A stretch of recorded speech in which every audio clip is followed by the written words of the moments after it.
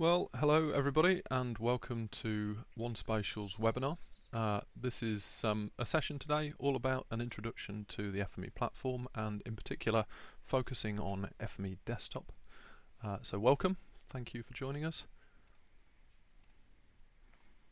You have today myself, David Eagle. I'm the FME Division Manager at OneSpatial, and my colleague Dale Parkinson, who's our Senior Client Advisor.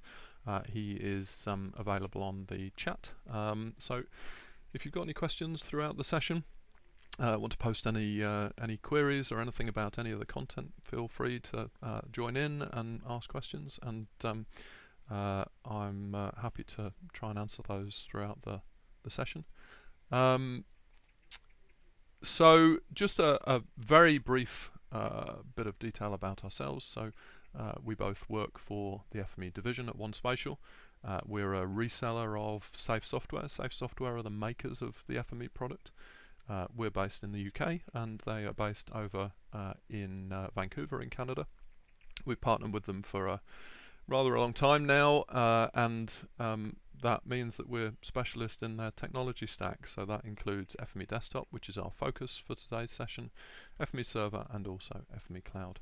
So if you'd like to know a little bit more about any of those other tools that we aren't covering today, then by all means drop us a note at fme@onespatial.com or put a specific message into the chat window. We'd love to hear from you.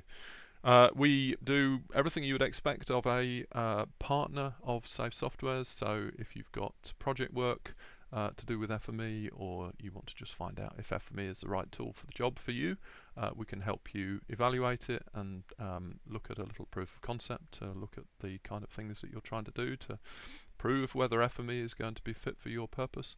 And we obviously also provide an assortment of different training classes, both online and face-to-face.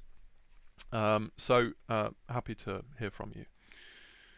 So today's session, this is a little bit of an overview of what we're going to look at. So a little bit of a review of the FME platform and what some of the capabilities are. We'll look at a little bit by way of some customer success stories, just to give you a feel for the types of things that people do with FME Desktop. And then I'm going to take you through a handful of demonstrations so that you can see some of the capabilities for yourself. So that's the plan. Now this statement, the world's most valuable resource is no longer oil but data. Now that has been in the general media and press for a little while now. It was out of The Economist a while back, but whether you believe that statement or not, you can't really deny that we do have a huge amount more data accessible to us these days. Now, whether that is data that is open data available from the many open data sites and data mills where publication data is being published all the time, or whether that's just the myriad of application programming interfaces or APIs or web services that are out there that you can request data from. You've also got to bear in mind that these days most of us carry around a sensor in our pockets, a data collection device that's constantly pushing information up to our providers of choice, whether that's Strava or Fitbit or maybe your location information to Google or Apple services. So constantly we're generating information, taking photographs. Some of them may be geolocated. That information can be processed and parsed with a tool like FME, and we can do some really interesting things. In the work context, you may work in an organisation that has multiple tools to do different jobs within the business, and invariably those tools are used by different people in different departments. So in the slide you can see here we have a GIS and maybe a CAD department using Esri and Autodesk tools. You might have people in the field perhaps using mobile tools. That logo there is the OGC Geo package. It's an open data standard that is pretty good actually for use on mobile devices. And you might have sort of Esri field collection tools or products that you've built yourself to capture data, and it'll be stored in a particular format that you care about as an organization. And then you've got systems that are more often back office technologies, so examples like document management systems, tools like SAP, CRMs like Salesforce.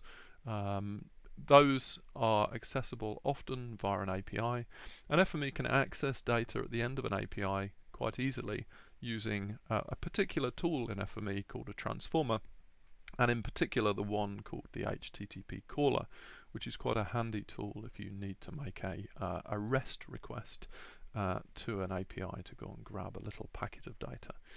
And the typical thing that we often find in organisations is that data is siloed into the departments that are using it, and there can be challenges getting it out of those teams.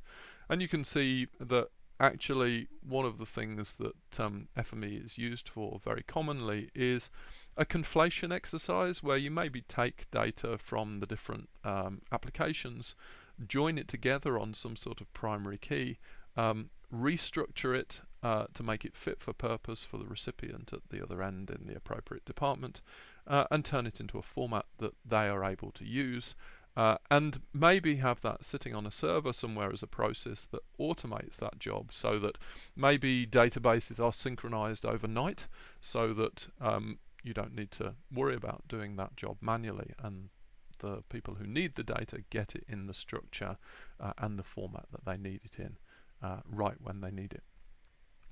Now we've, as I said at the beginning, partnered with Safe Software for a good while now, since 1999, so over 20 years. And we, as two organisations, are both focused on our capabilities around data. So Safe Software are looking at helping you maximise the value of your data, and we want to make sure that you use it smarter. So this is a little bit of an overview of ourselves. We have been around for 50 years. We've got partnerships with a number of organisations and offices all around the world, and plenty of specialists who specialise in the technology stacks that we work with. So we build our own software. We also partner with organisations to bring you the best of breed when it comes to solutions. Safe Software have been around for a good while themselves as well, and there are over 10,000 organisations using FME around the world. It's been around for a nice long time now, so it's a very established technology stack. FME started as a tool that was used primarily for processing spatial data, so dealing with the CAD to GIS challenge, but you know, in the last number of years, it has focused its attention on the non-spatial arena. So I've touched on getting data from web services and APIs, but also moving data between a simple CSV or a spreadsheet or an Access database is just as simple. It just happens that there isn't a geometry element to that record. FME can process an Excel spreadsheet just as happily as it can a shapefile.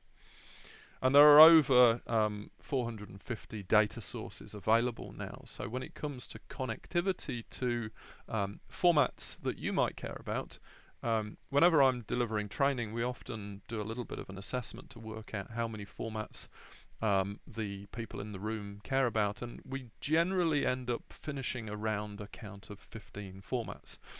A lot of organisations care about data in a particular format, but actually they care much more about the data than the format. The format is just a container. So FME is a means to an ends when it comes to accessing those individual data records. But generally you want to move it somewhere else, put it into another environment, and in order to avoid the square peg round hole problem, what you need to do is restructure that data in some way. So you need a transformation to adapt the data set. Maybe you need to perform some sort of concatenation. Maybe from a spatial perspective you need to do a join based on whether a lamppost is inside a ward boundary, or a bit of crime data is within a particular police beat boundary, any number of transformations you might want to check or calculations you might want to achieve. And that's all performed using the FME Desktop application, and you use a program called Workbench or an application called Workbench. And it's often described as a visual programming tool, and you can see that in front of you on the laptop screen. So you can see that there is an input on the left hand side, a couple of blue things that are called transformers, and they restructure your data. And if you want to, you can avoid writing code completely, because you have a drag and drop interface. It's a GUI, a graphic user interface, into which you can just connect up the workflows. And you can see in that example there are some tasks that happen in series, one after the other, and there's some tasks that happen in parallel with a connection going and performing this relationship over on the right hand side. And ultimately you want to take this process and you want to perform some sort of automation. So we don't want to have to manually run the job each day or each week or each month. We want it to be triggered by some sort of action within your environment. Here's just an example of a few of the data sources, and there's a few logos there that you may recognize, there's a few you might not. FME's got the ability of pulling data in and out of open source databases like Postgres, but also Azure, SQL Server, whether it's SQL Server in the cloud or on-premise, Oracle in the cloud or on-premise. You can see some more obscure logos in there. There's reference to CityGML, which is much more of a European standard for 3D data. You can see the little globe that is Google KML, Keyhole Markup Language. There is some support for Excel spreadsheets. There's support for Autodesk environments, whether it's 2D CAD files or 3D Revit files. Some of you might have noticed that this is Minecraft.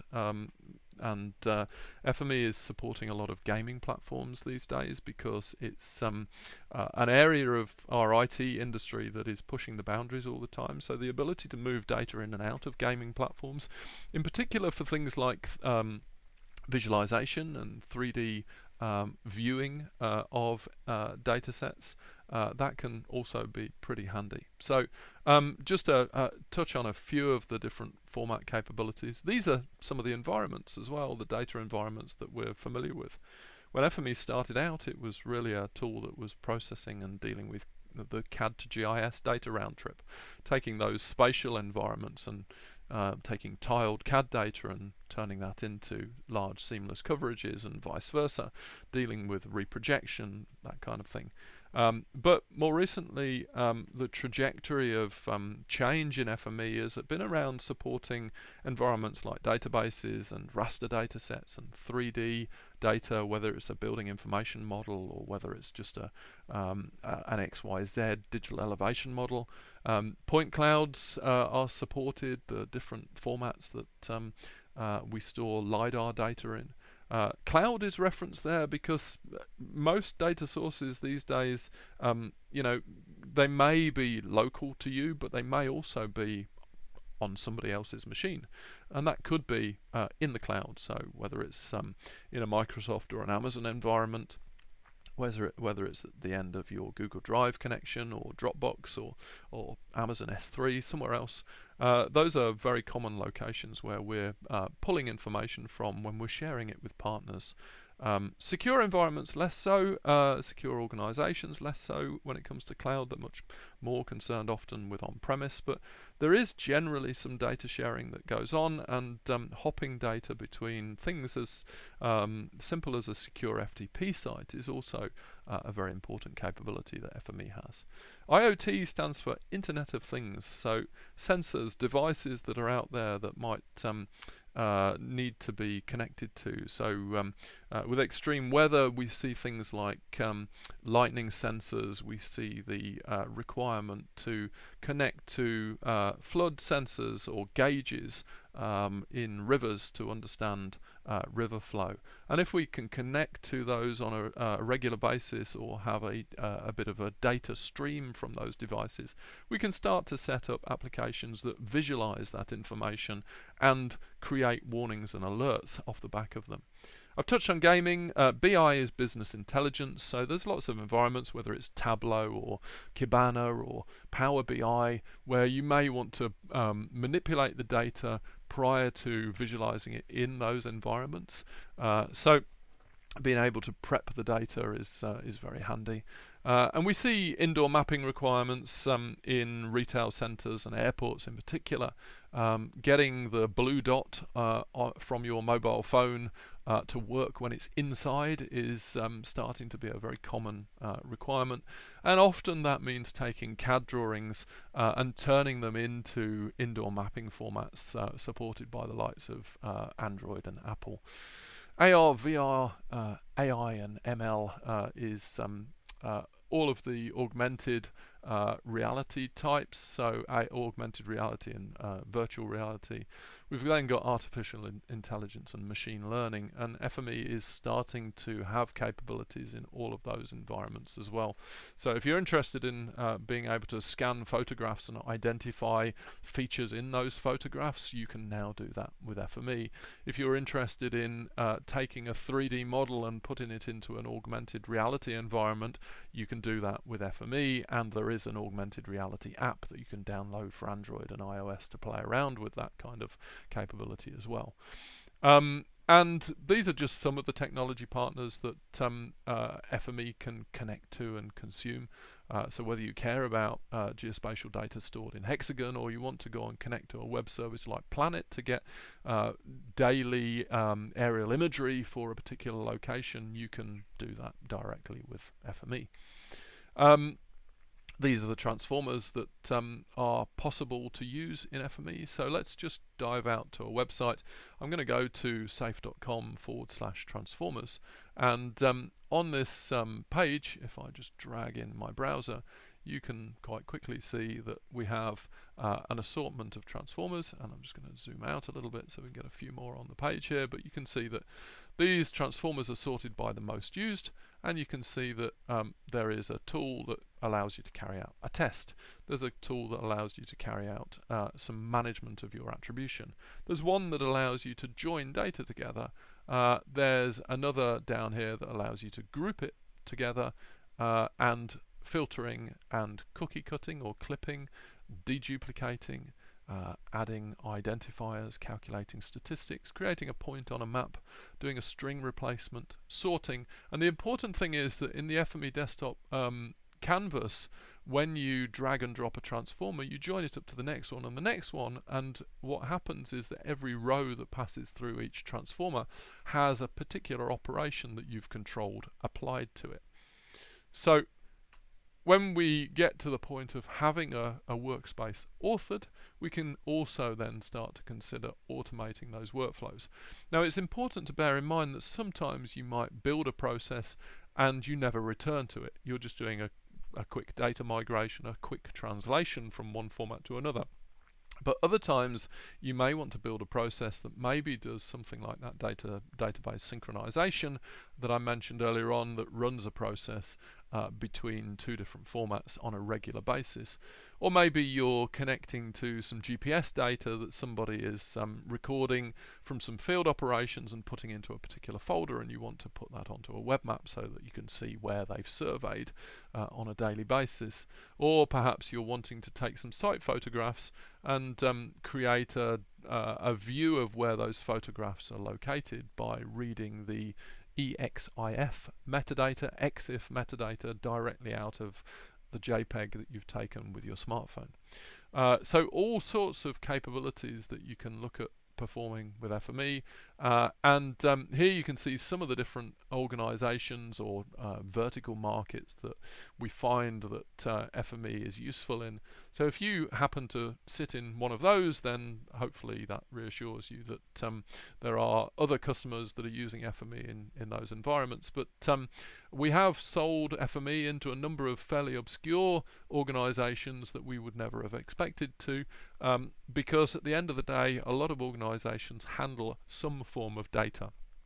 And whether that's information about their customers or information about their assets, whatever those customers or assets happen to be in your context, you usually want to do something with that information in order to make it more manageable. Here's just an example of a few customers for which we have case studies sitting on our website. So if you want to go to onespatial.com/clients, you'll see some specific case studies that you can download and find out a little bit more detail about those organisations. So they sit in the emergency services in this case, and local authorities, and transportation organisations, and national mapping and utilities. But there are many more that you can go and download and have a look at. I'm going to touch on a couple in a little bit of detail, but just to give you an example, this is an example of Nottingham City Council, one of the case studies you can go and grab from our website. This was an example of them going and publishing open data. I'm actually just going to go and have a look for this site. So if you want to go and search for this yourself, Open Data Nottingham is Nottingham's open data site. I'll just drag that in on a browser here and maximize that so you can see the detail. Open Data Nottingham is Nottingham Council's own open data platform, and if I go and search for something like planning applications, you can see quite quickly that there is a hit, and there's planning applications received by Nottingham City Council, and there's a weekly list, and there is also a daily list. And if you have a look here, you can see on the right hand side that there is a couple of CSVs and a URL here, and it says the latest planning applications. Now that CSV is a list of all the planning applications that happened in the last day or so, and you can see that the frequency of update is daily. Now you possibly won't be surprised, given that this is an FME webinar, to find out that that CSV turns up at that location every day, because FME puts it there every night. So FME runs on an automated schedule at Nottingham, and it goes and grabs the planning application data directly out of their planning system, does some manipulation to it, writes it into the CSV format, and uploads it to a web accessible directory on their hosting site, and it does that every day. And in some scenarios, when Nottingham publish information on their open data site, they also send out a tweet with FME. There are tweeting tools in FME where they can publish the fact that they have published some new information directly via Twitter. And one of the happy accidents of producing open data for Nottingham was that they identified that they vastly reduced their FOI, or Freedom of Information request workload, because instead of having to create specific FOI analyses for their clients, for the members of the public, they could just point them to a particular data set that they've uploaded and say that they could go and analyze the data, the raw data themselves. So there's one example. Transport for London is just another example of use of FME.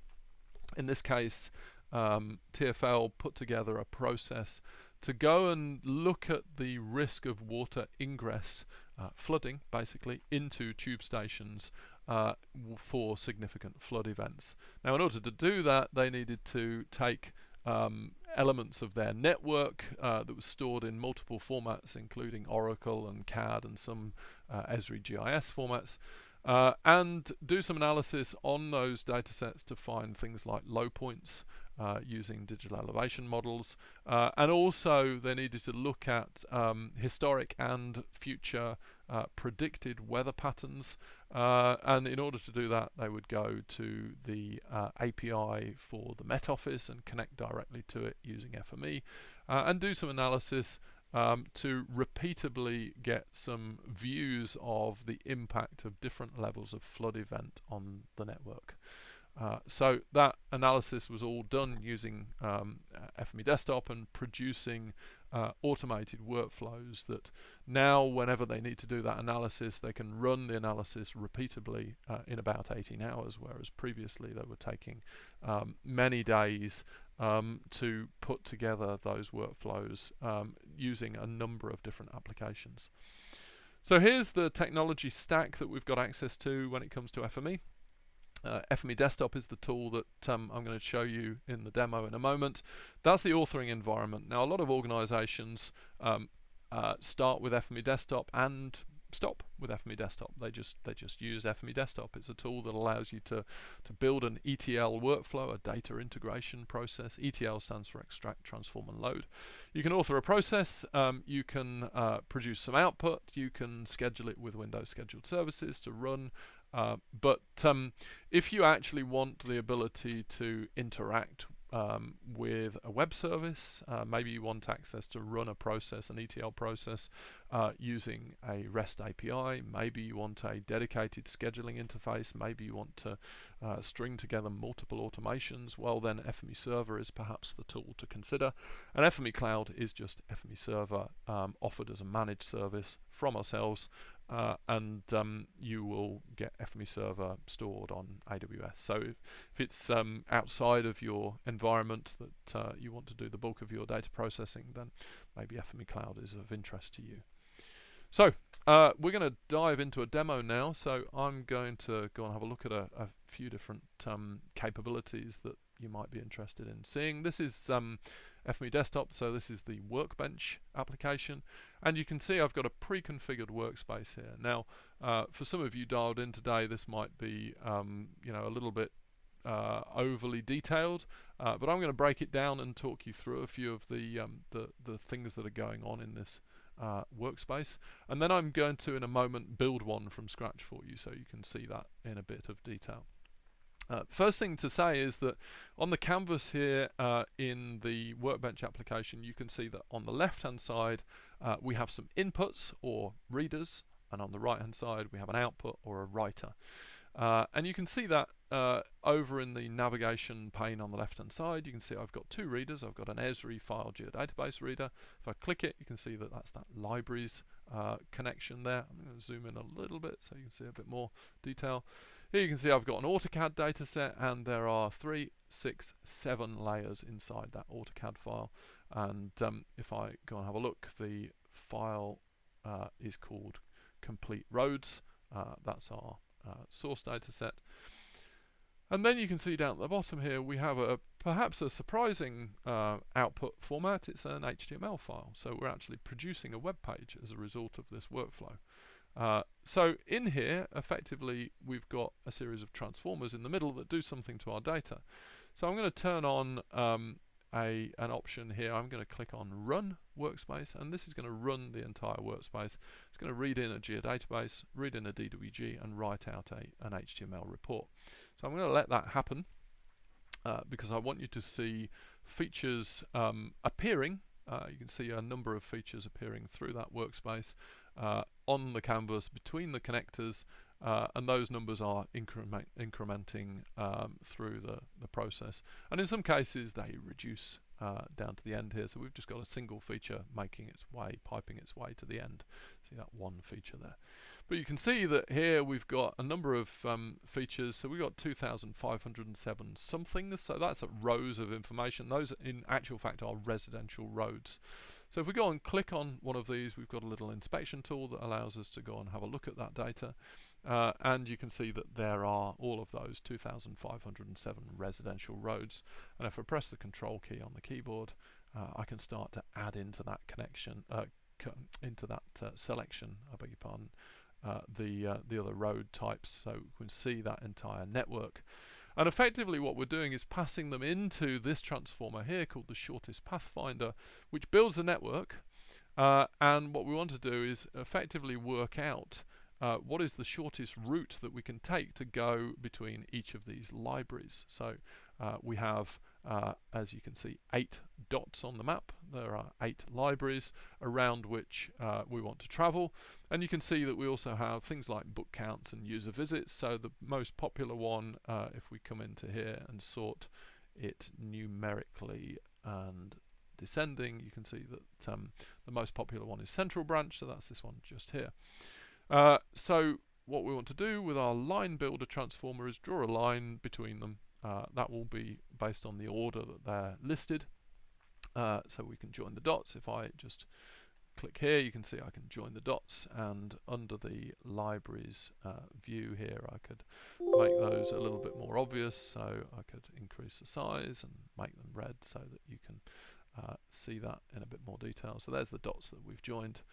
We're doing a little bit of string manipulation here to adjust the attributes on the data sets a little bit more. So if I go to something like the attribute manager, you can see that I am creating 3 new attributes and setting the values to values of the data that's passing through. In the string replacer, I'm carrying out something called a regular expression replacement. So I'm looking for certain values in the data and replacing them. And then I'm reprojecting them up here to turn them into the same coordinate system. So if we're going to have a look at what's happening, so here's our libraries, and I'm then buffering them, and I'm buffering them by a calculated value that tells me how popular that library is. So you can see that I've got a very popular library. This is based on the in this case, this is based on the circulation of books around that library, based on people who are taking books in and out of the library. But there is also a small circle right in the middle, which basically means there are 2 libraries very close together on the same street, right next door to one another, and it turns out one's very busy and one isn't for a particular reason. Maybe one is a reference library and the other is a conventional lending library. So over on the right hand side we have some HTML transformers. So there is something here called an HTML report generator, and this is generating a map. So those of you who can't write HTML and haven't spent any time at W3 schools to learn out how to write it, don't need to necessarily. If you want to build a simple web page, you can do that using little drop-down menus where you can select the type of thing that you want from HTML to add into there, whether it's a pie chart or a bar chart or a map. And then if you push the preview in browser button, it'll actually go and show you what that's going to look like.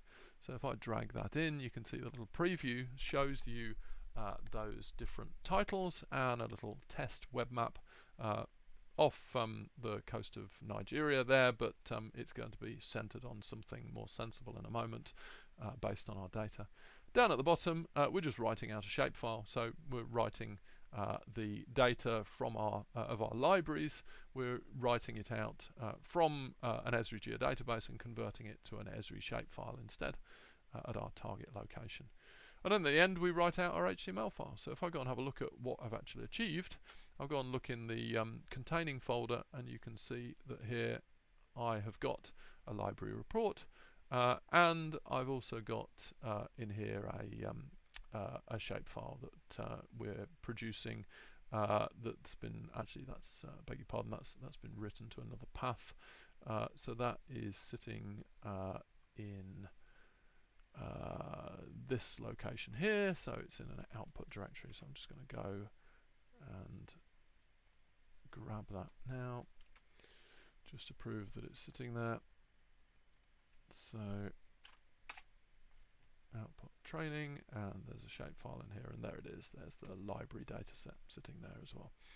So we've written out that shapefile, which gives us our buffer location. So if I just go and have a look at that report that I've produced, pop it open, and you can see that if I drag it into view, I've got a little tabular view.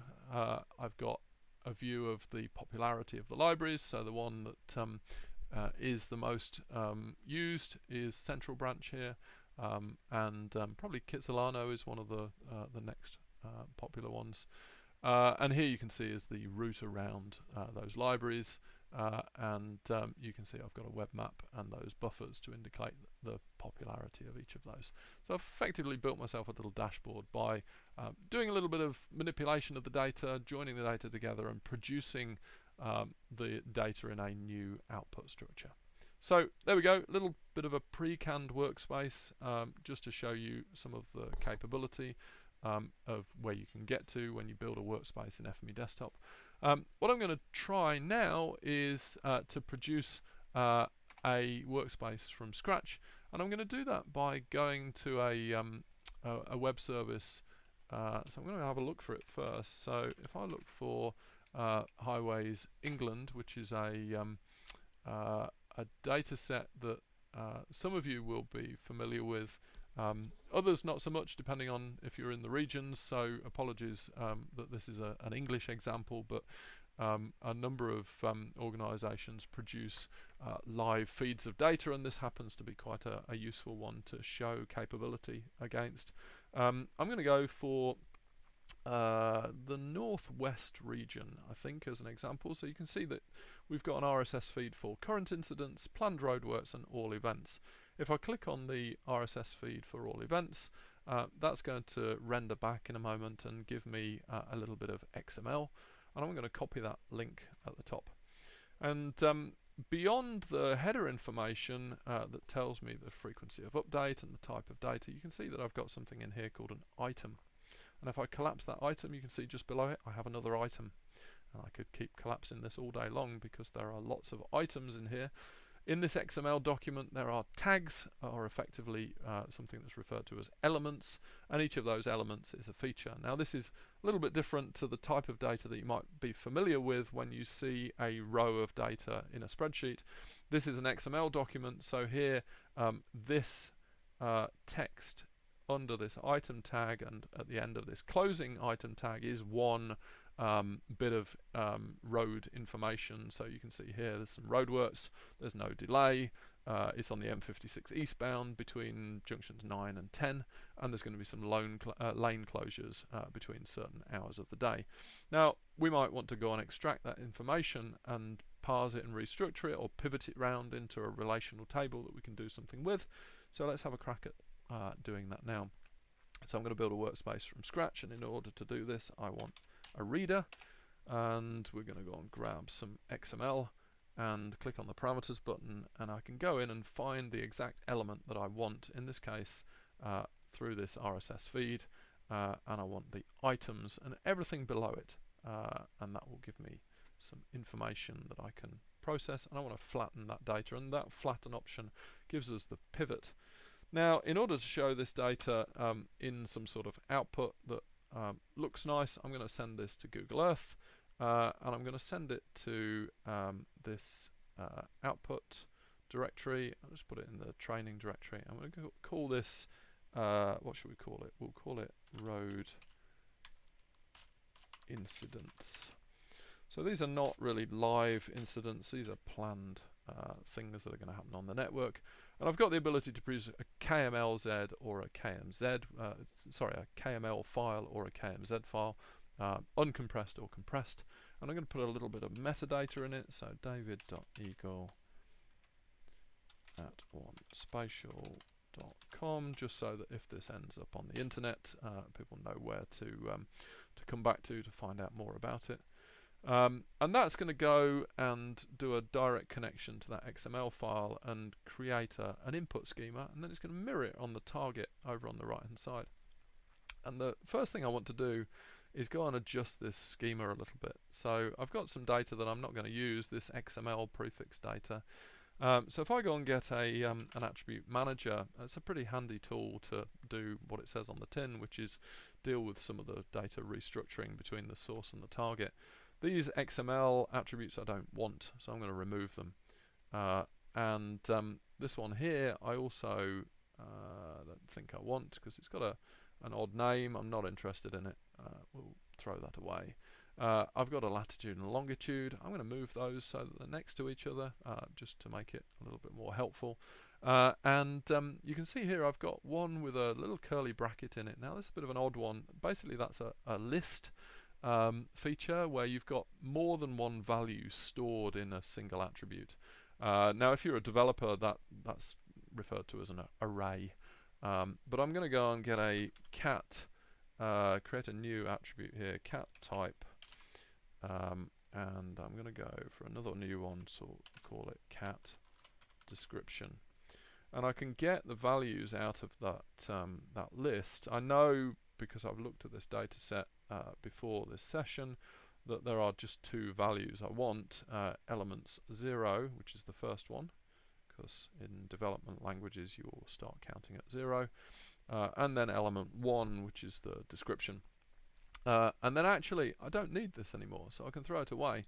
But there's a sequence in which I need to throw it away. I can't throw it away before I use it. This is a hierarchical interface.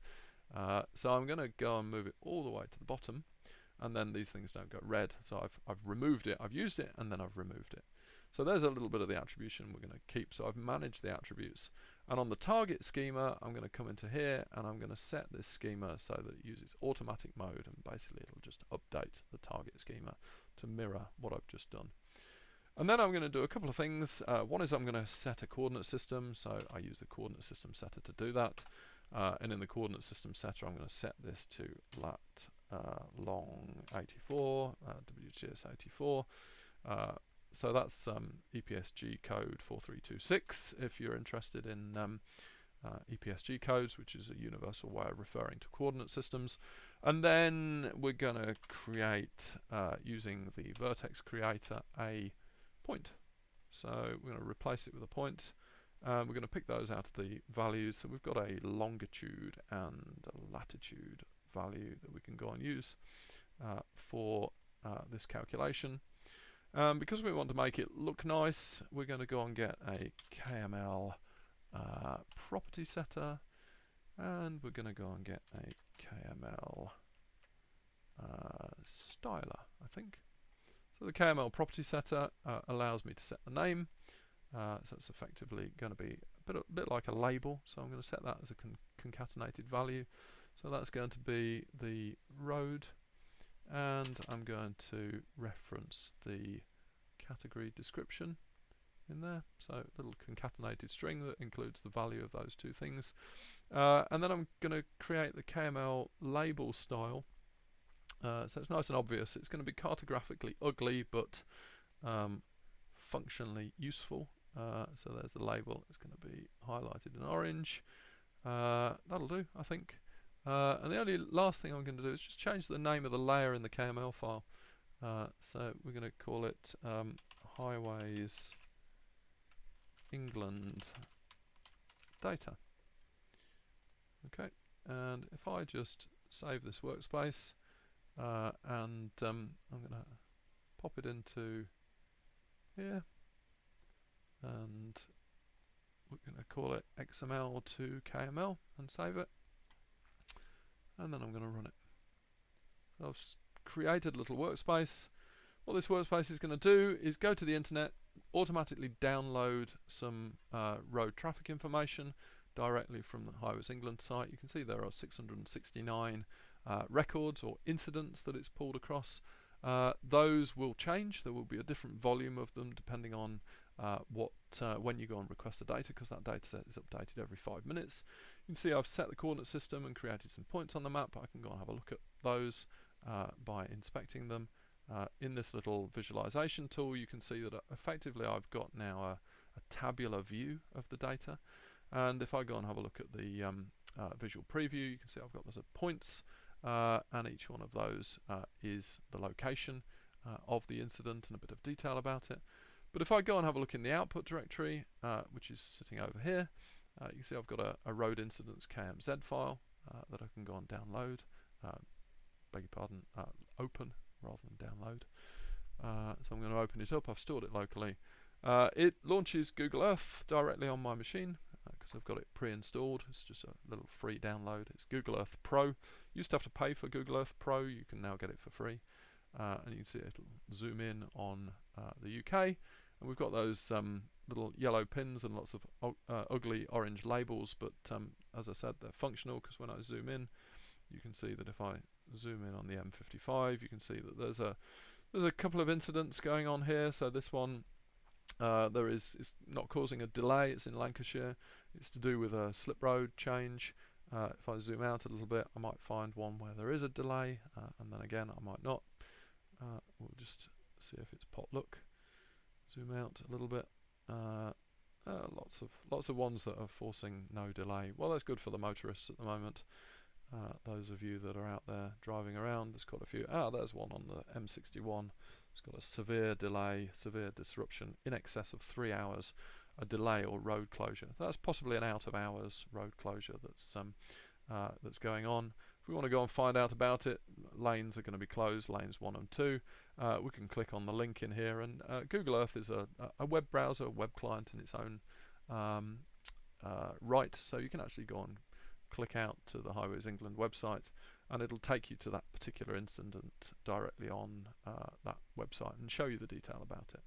So there we go, just building a workspace using FME. Admittedly, it's a particular use case for highway data, but hopefully that gives you an understanding of how quick it can be to build a workspace and get some output.